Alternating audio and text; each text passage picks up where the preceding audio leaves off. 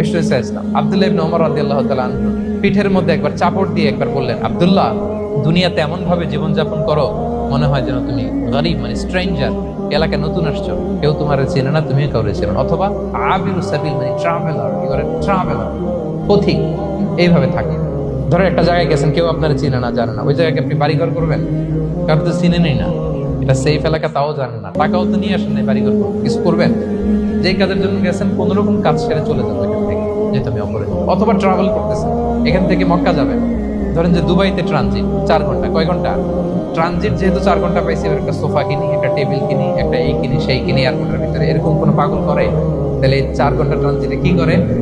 এই চা খেতে খেতে, মসজিদের ভিতরে 2 রাকাত নামাজ পড়তে পড়তে, ওয়েটিং এরিয়াতে বসে পত্রিকা পড়তে পড়তে কোন রকম কাটায় দেওয়া, কি বলেন? নাকি ওইখানে সোফা টোফা, বাড়ি ঘর, এটা সেটা কিনা শুরু করেন 4 ঘন্টার জন্য? এরকম কোন পাগল আছে এরকম? আবিরু সাবিল, দুনিয়াতে এভাবেই বসবাস করতাম, গরিব ও আবিরু সাবিল, স্ট্রেঞ্জার অর ট্রাভেল।